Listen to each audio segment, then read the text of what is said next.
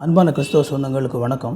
இந்த வீடியோவில் வரதட்சணை அப்படிங்கிற அந்த பிரச்சனையை இப்படி இன்னும் அதிகமாக எண்ணெய் ஊற்றி பெருசாக்கக்கூடிய வேலையை இந்த கரிஸ்மாட்டிக் பெந்தேகோஸ்தே போதனைகள் செய்யுது அப்படிங்கிறத நம்ம பார்க்க போகிறோம். இந்த போதனைகள் கிறிஸ்தவ திருமணத்தில் மிக மோசமான ஒரு தாக்கத்தை ஏற்படுத்துது. நான் அன்ரியலிஸ்டிக்காக பேச போகல, ரியலிஸ்டிக்கான விஷயங்களை தான் நான் பேச போகிறேன். நீங்கள் வீடியோ ஃபுல்லாக பார்த்தீங்க அப்படின்னா தெரியும். அதுக்கு முன்னாடி ஒரு சம்பவத்தை சொல்லிடுறேன். எனக்கு தெரிந்த ஒரு நண்பர் ஆசிரியராக இருந்தாங்க. அவங்க பார்த்திங்க அப்படின்னா தன்னுடைய பெண்ணுக்கு மாப்பிள்ளை பார்த்துட்டு இருந்தாங்க. ஒரு நாள் தற்செயலாக நான் அவங்க வீட்டுக்கு போனப்போ நான் இந்த மாதிரி என்னுடைய பொண்ணுக்கு ஒரு மாப்பிள்ளை பார்க்கறதுக்காக போகிறேன், நீங்களும் வாரீங்களா அப்படின்னு சொல்லி நாங்கள் 2 பேருமா சேர்ந்து போனோம். அப்போ அங்கே போய் அந்த மாப்பிள்ளை வீட்டில் போய் பார்த்து பேசணும். அப்படி பேசிகிட்டு இருக்கும்போது அந்த மாப்பிள்ளை வீட்டில் உள்ள அவங்களுக்கு ரொம்ப நெருக்கமான ஒருத்தவங்க, எனக்கு தெரிஞ்சவங்க அப்படிங்கிற ஒரு விஷயம் தெரிய வந்தது. அப்புறம் அவங்க கிட்ட பேசிக்கிட்டு இருக்கும்போது அவங்க என்கிட்ட கேட்டது என்ன அப்படின்னா, பொண்ணு எப்படி எல்லாம் என்ன கேட்டாங்க. எல்லாங்க பொண்ணு எல்லாம் நல்ல பொண்ணு தான், பக்தியான பொண்ணா எல்லாம் கேட்டாங்க. ஆமாங்க, எல்லாம் பக்தியான பொண்ணு தான், நல்ல பொண்ணு தான் அப்படின்னு சொல்லியாச்சு. சரி, நாங்களும் பார்க்க வரோம் அப்படின்னு சொல்லி அவங்க ஒரு நாள் தேதி குறித்து அவங்க பொண்ணை பார்க்குறதுக்கும் வந்தாங்க. அந்த நேரத்துலேயும் நான் அவங்க கூட இருக்கிறேன். அப்போ எல்லாம் பார்த்து எல்லாம் முடிச்சிட்டு அவங்க போகும்போது அந்த எனக்கு தெரிஞ்ச ஒருத்தர் இருக்காருன்னு சொல்லி அவர் மெதுவாக என் காற்றுல சார், பொண்ணுக்கு அவங்க சார் எவ்வளவு நகை ரொக்கம் போடுவாங்க அப்படின்னு சொல்லி மெதுவாக என்கிட்ட கேட்டார். நாங்கள் நண்பர்கள் நாங்கள் அடிக்கடி பேசிக்குவோம் அப்படிங்கிறனால, சார் இந்த மாதிரி ஒரு பிளான் வச்சுருக்கிறார் அப்படின்னு சொல்லி அவர் என்ன மனசில் வச்சுருந்தாரோ அதை சொன்னேன். அப்படியா அப்படின்னு சொல்லி கேட்டுட்டு போனார். அவ்வளோதான். அதுக்கப்புறமா அவங்க திரும்ப என்ன செய்யவே இல்லைன்னா வரவே இல்லை. ஸோ இதில் விஷயம் என்ன அப்படின்னா, மற்ற எல்லாமே பார்த்திங்க அப்படின்னா அவங்ககிட்ட பேசும்போது, ஏன்னா ஃபுல்லாக அந்த ப்ராசஸில் நான் ஃபுல்லாகவே கூட இருக்கிறேன். அப்போது அவங்கள பொறுத்த வரைக்கும் அந்த குடும்பம் அவங்களுக்கு ஒரு பிரச்சனை இல்லை, ஓகேங்களா. அந்த பொண்ணுடைய படிப்பு ஒரு பிரச்சனை இல்லை, அந்த பொண்ணுனுடைய குணம் ஒரு பிரச்சனை இல்லை, பக்தியான பொண்ணு தானா, எல்லாமே இது பண்ணுறாங்க, பொண்ணு எல்லாம் பிடிச்சிருக்குது. ஆனால் கடைசியாக அந்த திருமணம் நடக்கணுமா நடக்க வேண்டாமா அப்படிங்கிறத டிசைட் பண்ணக்கூடிய ஃபேக்டராக எது இருந்துச்சு அப்படின்னா, அவங்க எவ்வளோ நகை கொடுப்பாங்க, எவ்வளோ ரொக்கம் கொடுப்பாங்க அப்படிங்கிறது தான். அதுதான் அந்த திருமணம் நடக்குமா நடக்காதா அப்படிங்கிறத டிசைட் பண்ணக்கூடிய ஒரு ஃபேக்டராக இருக்குது. துரதிர்ஷ்டவசமாக இதுதான் இன்றைக்கி எல்லா திருமணங்கள்லேயும் அப்படி தான் இருக்குது பெரும்பாலும் அப்படின்னு சொல்லி சொன்னாலும், கிறிஸ்தவத்திலேயும் இந்த மாதிரி இருப்பது அப்படிங்கிறது மிகவும் வருந்தக்கூடிய ஒரு விஷயமா இருக்குது. ஓகே, இது எப்படி இதுதான் இந்த பிரச்சனை எப்போவுமே இருக்கிற ஒரு பிரச்சனை தானே. நீங்கள் இதுக்கு போய் இந்த பெந்தேகோஸ்தே போதனையை, கரிஸ்மாட்டிக் போதனையை நீங்கள் பழி சொல்லலாமா அப்படின்னு சொல்லி ஒரு வேளை நீங்கள் கேட்கலாம். நான் ஏற்கனவே போன வாரத்தில் சொன்னது போல், இந்த பெந்தேகோஸ்தே போதனையில், இந்த கரிஸ்மாட்டிக் போதனையில் இருக்கக்கூடிய அடிக்கடி அவங்க பேசக்கூடிய ஒரு விஷயம் என்னன்னு சொல்லி பார்த்தீங்க அப்படின்னா, ஆசீர்வாதம் ஆசீர்வாதம் ஆசீர்வாதம் அப்படிங்கிறது தான். இந்த ஆசீர்வாதம் அப்படிங்கிற இந்த விஷயந்தான் இன்றைக்கி பார்த்தீங்க அப்படின்னா மக்களுடைய மனசில் மிக ஆழமாக பதிய வைக்கப்பட்டிருக்குது. பொருளாதார ஆசீர்வாதம், ஓகேவா. இந்த பொருளாதார ஆசீர்வாதம், கடவுள் ஒரு நபரை நேசிக்கிறார் அப்படின்னா, கடவுள் ஒரு நபரை ஆசீர்வதித்திருக்கிறார் அப்படின்னா, அவங்க பொருளாதார ரீதியாக ஆசீர்வதிக்கப்பட்டவர்களாக இருப்பார்கள். இதுதான் பார்த்திங்க அப்படின்னா இன்றைக்கி இந்த பெந்தேகோஸ்தே போதனையினுடைய அடிப்படை போதனைகளில் மிக முக்கியமான ஒன்றா இருக்குது, ஓகேவா. அதனால் மக்களுடைய மனசில் எல்லாம் என்ன பதிஞ்சிருக்குது அப்படின்னா, பணம் அப்படிங்கிறது ஆசீர்வாதம் அப்படிங்கிற ஒரு மிக முக்கியமான ஒரு ஃபேக்டராக அது மக்களுடைய மனசில் பதிஞ்சிருக்கிறனால, ஒரு பெண் பார்க்க போகும்போது எந்த பெண் அதிகமாக தனக்கு நகையும் ரொக்கமும் இல்லையா பொருள் எல்லாம் கொண்டு வருவாளோ அவள் தான் தன்னுடைய வீட்டுக்கு ஆசீர்வாதத்தை கொண்டு வருகிறாள் அப்படின்னு சொல்லி கிறிஸ்தவ பெற்றோர்கள் பெரும்பாலும் நினைக்கிறாங்க. இந்த விஷயத்தில் நான் இளைஞர்களை சுட்டி காட்டுவதை விட இந்த வீடியோவில் இந்த பர்டிகுலர் விஷயத்துக்கு அதிகமான காரணமாக இருப்பது பெற்றோர்கள் தான் அப்படிங்கிறத நான் சுட்டி காட்டணும் அப்படின்னு சொல்லி ஆசைப்படுகிறேன். ஏன்னா இன்றைக்கி இளைஞர்கள் கூட பல விஷயங்களில் விட்டு கொடுத்து திருமணம் பண்ணுறதுக்கு தயாராக இருக்கிறாங்க இல்லையா. ஈவன் 2 விஷயங்கள், ஓகேவா. ஜாதி அப்படிங்கிற ஒரு விஷயம் மிகப்பெரிய ஒரு தாக்கத்தை ஏற்படுத்திகிட்டு இருக்குது. அதே மாதிரி இந்த பணம் அப்படிங்கிற விஷயமும் மிக அதிகமான ஒரு தாக்கத்தை ஏற்படுத்திகிட்டு இருக்குது. இந்த 2 விஷயத்துலேயுமே இன்றைக்கி இளைஞர்கள் கொஞ்சம் ஃப்ளெக்சிபிளாக இருக்கிறாங்க. ஜாதி அப்படிங்கிற ஒரு விஷயத்தை அவங்க கண்டிப்பாக அவங்க அந்த ஜாதியில் தான் கல்யாணம் பண்ணணும் அப்படிங்கிற விஷயத்தில் இளைஞர்கள் கொஞ்சம் என்ன செய்கிறாங்க அப்படின்னா வெளியே வராங்க. அதே மாதிரி பல இளைஞர்கள் பார்த்திங்க அப்படின்னா இந்த நகை ரொக்கம் மாதிரியான விஷயங்கள் எல்லாம் கூட வந்து அவங்க ஃப்ளெக்சிபிளாக இருக்கிறாங்க. ஆனால் இந்த விஷயத்தில் வந்து யார் வந்து விடாப்பிடியாக வந்து அப்படியே பிடிச்சிக்கிட்டு இருக்கிறது அப்படின்னா பெற்றோர்கள் தான் வந்து பார்த்திங்க அப்படின்னா மற்ற எல்லா விஷயமும் ஓகேவாக இருந்தாலும் இந்த நகை ரொக்கம் சரியில்லை அப்படின்னா அந்த திருமணத்தை அவங்க என்ன செய்ய மாட்டேங்கிறாங்க, அப்ரூவ் பண்ண மாட்டேங்கிறாங்க. இது உண்மையிலேயே வந்து கடவுள் வந்து இந்த மாதிரி தான் பெற்றோர்கள் வந்து ஒரு மேனேஜர் மாதிரி தங்களுடைய பிள்ளைங்களை தங்களுடைய அடிமை மாதிரி வச்சு அவங்களுடைய எல்லா விஷயத்தையும் இந்த திருமண விஷயத்தில் வந்து பெற்றோர் வந்து என்ன முடிவு எடுக்கிறாங்களோ அந்த முடிவுக்கு கட்டுப்பட்டு அந்த பிள்ளைங்க திருமணம் பண்ணால் தான் அந்த குடும்பம் ஆசீர்வாதமாக இருக்கும் அப்படின்னு சொல்லி வேதாகமம் சொல்லுதானா? இல்லை. ஓகேவா? அப்படி வேதாகமம் சொல்லலை. பெற்றோர்கள் வந்து தங்களுடைய பிள்ளைகள் வந்து தங்களுடைய வாழ்க்கை துணையை தேர்ந்தெடுக்கிறதுக்கு ஃபெசிலிட்டேட் பண்ணணும். ஓகேவா? அவங்க ஃபெசிலிட்டேட் பண்ணக்கூடிய சிச்சுவேஷனில் இருந்தாங்க அப்படின்னா ஃபெசிலிட்டேட் பண்ணலாம். ஆனால் தங்களுக்கான வாழ்க்கை துணையை வந்து தேர்ந்தெடுக்கிற அந்த கடைசி முடிவை வந்து பார்த்திங்க அப்படின்னா திருமணம் பண்ணிக்க போகிற அந்த 2 பேரும் தான் எடுக்கணும். ஆனால் அந்த இடத்துக்கே நம்ம இன்னும் வரலை. ஓகேவா? அந்த இடத்துக்கே நம்ம அந்த சூழ்நிலைக்கே இன்னும் வந்து நம்முடைய சமுதாயம் பக்குவப்படலை. ரொம்ப முக்கியமாக கிறிஸ்தவ சமுதாயம் வந்து இன்னும் அதுக்கெல்லாம் பக்குவப்படலை. ஆனால் இதில் அதையும் தாண்டி தங்களுடைய பிள்ளைங்களுக்கு வந்து ஒரு நபரை பிடிச்சிருக்குது பிடிக்கல அப்படிங்கிற எந்த ஒரு விஷயத்தையுமே அவங்க கன்சிடர் பண்ணாமல் கடைசியாக வந்து பணம் எவ்வளோ கொண்டு வருவாங்க அப்படிங்கிற அந்த அடிப்படையில் தான் வந்து டெசிஷன் எடுக்கிறது அப்படிங்கிறது ரொம்ப ரொம்ப வருந்தக்கூடிய ஒரு விஷயமா இருக்குது. ஏன்னா ஒரு கிறிஸ்தவ திருமணத்தில் ஒரு வாழ்க்கை துணையை தேர்ந்தெடுக்கிற விஷயத்தில் எப்படி அந்த வாழ்க்கை துணை தேர்ந்தெடுக்கப்படணும் அப்படின்னு சொல்லி கடவுள் விரும்புகிறார் அப்படின்னு சொல்லி நம்ம பார்க்கணும். வேதாகமத்தை நம்ம கவனமாக வாசிப்போமானா ஆண்டவர் எந்த காரியங்களுக்கு முக்கியத்துவம் கொடுக்குறார். இப்போ ரொம்ப முக்கியமாக வந்து பார்க்கும் பொழுது ஒரு கடவுளை நேசிக்கக்கூடிய ரட்சிக்கப்பட்ட ஒரு ஆண் அல்லது ஒரு பெண் தனக்கான ஒரு திருமண வாழ்க்கை துணையை தேடும்போது அவங்க எதை வந்து ஃபஸ்ட்டு ப்ரையாரிட்டியில் வைக்கணும் அப்படின்னு சொல்லி பார்த்தீங்க அப்படின்னா கடவுளுக்கு முக்கியத்துவம் கொடுக்கக்கூடிய ஒரு நபரை வந்து அவங்க என்ன செய்யணும், தேர்ந்தெடுக்கணும். இது வந்து அடிப்படையானது. தன்னுடைய நம்பிக்கைக்கு இணங்கி போகக்கூடிய இல்லையா, தன்னை மாதிரியே நம்பிக்கை உடைய கடவுளுக்கு தன்னுடைய வாழ்க்கையில் முக்கியத்துவம் கொடுக்கக்கூடிய ஒரு நபரை வந்து அவங்க என்ன செய்யணும், முக்கியத்துவப்படுத்தி தேர்ந்தெடுக்கணும். அப்போ அந்த ப்ரையாரிட்டி அப்படின்னு சொல்லி வரும்போது பார்த்தீங்க அப்படின்னா ஒரு தனக்கான வாழ்க்கை துணை அப்படிங்கிறவங்க அவங்க பக்தி உள்ளவங்களா, ஓகேவா, அவங்க வந்து கடவுளுக்கு முக்கியத்துவம் கொடுக்குறாங்களா, வேதாகமத்துக்கு முக்கியத்துவம் கொடுக்குறாங்களா, திருச்சபைக்கு ஆராதனைக்கு போகிறதுக்கு முக்கியத்துவம் கொடுக்கக்கூடிய ஒரு நபராக இருக்கிறாங்களா, ஊழியங்களுக்கு முக்கியத்துவம் கொடுக்கக்கூடிய ஒரு நபராக இருக்காங்களா, வேதாகமம் வாசிக்கிறதுல அதுக்கு நேரம் செலவு பண்ணுறதுக்கு ஒரு முக்கியத்துவம் கொடுக்கக்கூடிய ஒரு நபராக இருக்கிறாங்களா. இதுதான் வந்து மிக முக்கியமாக கவனிக்க வேண்டிய ஒரு விஷயம். தனக்கான அந்த வாழ்க்கை துணை வந்து பார்த்திங்க அப்படின்னா அவங்க திருமணத்திற்கு தயாராக இருக்கிறாங்களா, ஓகேவா, திருமணத்திற்கான பக்குவம், ஓகேவா, உடல் ரீதியாகவும் மன ரீதியுமான பக்குவம் அவங்களுக்கு இருக்குதா அப்படிங்கிறத பார்க்கணும். அதே மாதிரி ஒரு ஆண் அப்படின்னா அவங்க வந்து திருமணத்துக்கு அப்புறமா குடும்பத்தை நடத்திட்டு போகக்கூடிய அளவுக்கான சம்பாத்தியம் அவங்களுக்கு இருக்குதா. நான் இதில் பெரிய சம்பாத்தியம்னு சொல்லி சொன்ன உடனே நான் லட்சக்கணக்கில் உள்ள சம்பாத்தியத்தை பற்றி பேசலை.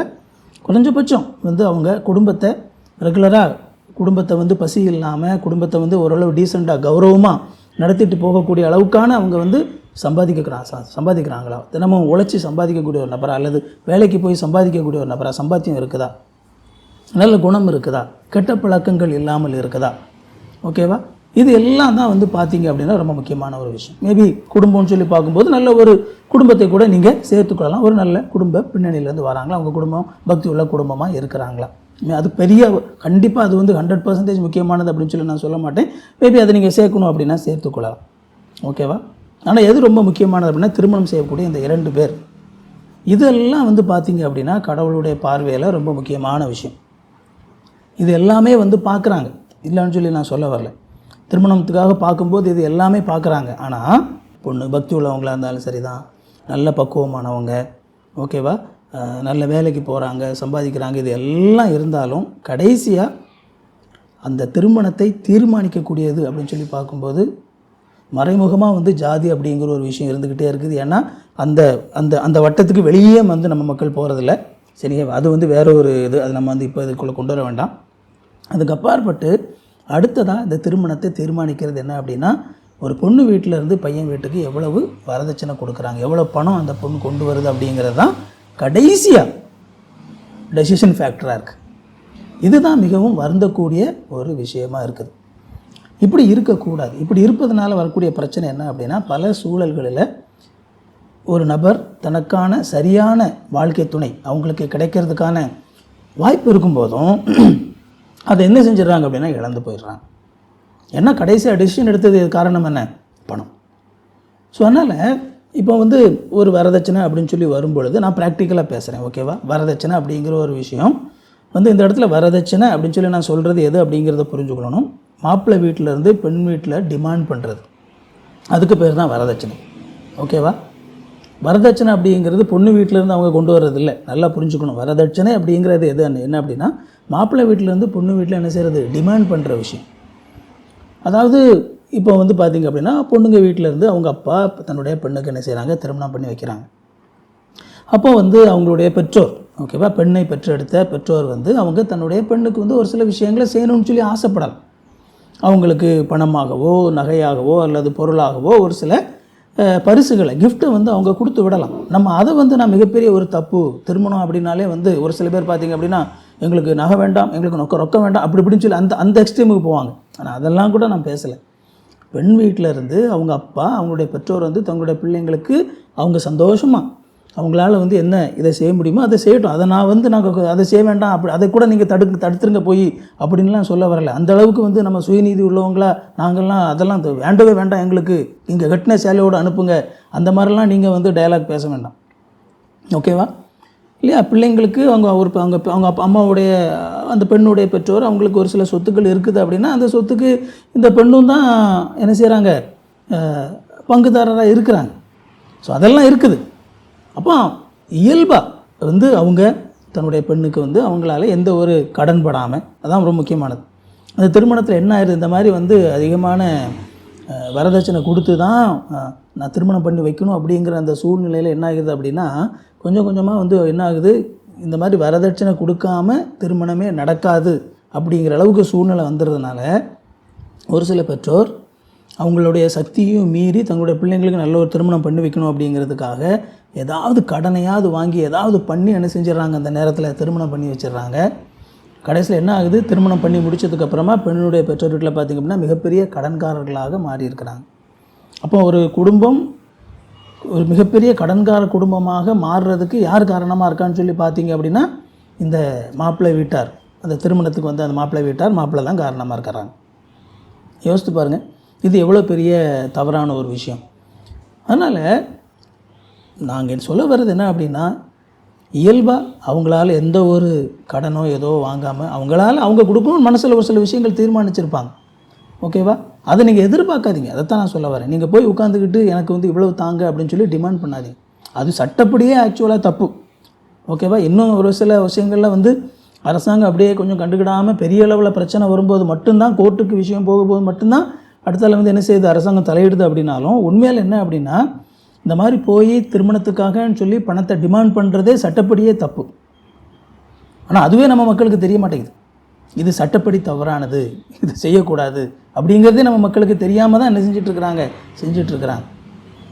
அதனால் நான் சொல்ல வர்றது என்ன அப்படின்னா, ஒரு வாழ்க்கை துணையை நீங்கள் தேர்ந்தெடுக்கணும் அப்படின்னு சொல்லி நினைக்கும்போது கடவுள் எதை ப்ரையாரிட்டைஸ் பண்ணியிருக்கிறாரோ அதுக்கு ப்ரையாரிட்டி கொடுங்க, ஓகேவா?